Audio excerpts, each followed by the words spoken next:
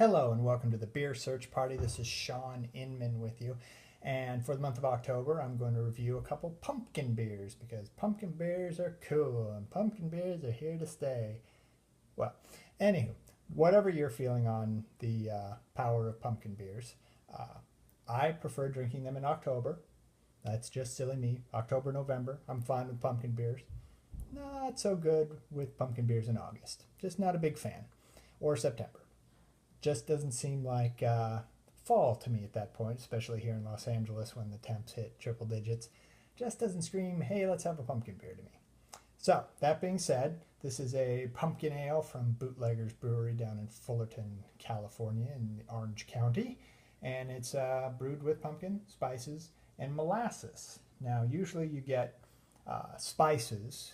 That's general plain vanilla type of pumpkin ale is the pumpkin pie spices. If you actually have pumpkin or pumpkin juice or pumpkin puree, or you've tossed chunks of roasted pumpkin, that's another level. Molasses and other things, that's a whole secondary sort of level when you're putting all those things together. So let's take a taste of what the pumpkin ale from Orange County tastes like. It does look very orange, even compared to the pumpkin from the All About Beer magazine. So let's take a look and taste of the pumpkin ale. It smells fruity. Getting sort of like apples and pears type of thing going on here. Not a lot of spice in the nose. Very light, refreshing, has a bit of soda character to it. I was thinking with the molasses it would be a bit heavier, but it's very light, very quenching. Actually, I would have to take back the September and October because it doesn't have a big blast of pumpkin. It's there at the back end, but it is more fruity. There's not a lot of that pie spice, so it doesn't hit you over the head with autumn and Thanksgiving and those type of images.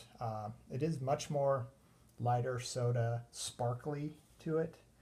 The pumpkin comes through,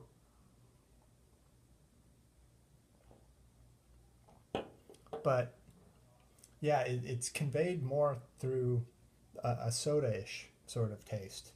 So it doesn't quite work for me as a pumpkin ale because it just sort of doesn't grab you like that. I would have liked a little more spice, which I usually don't. I would have liked maybe some vanilla or something else to sort of counterbalance the somewhat sugary note. To me, what this is sort of like is you've got somebody put sugared pumpkin into the pie, maybe like a streusel on top of the pie that had a lot of sugar in it, but it doesn't have the depth that the actual pie does. So if that makes any sort of sense, it doesn't have the depth and the silkiness that I would expect from pumpkin and molasses combined. And it just doesn't have the sort of spiciness that you see in a lot of other beers. But if you like something that's a little more restrained, a little less pumpkin forward, maybe as a starter in a flight of pumpkin beers, this would be a good start. It would sort of get your palate woken up, and then you could move on to something like Rumpkin from Avery or some of the other barrel-aged or weirder pumpkin beers that are out there. But that being said, this is pretty decent. I would give it probably in the C plus B minus sort of range. Very drinkable.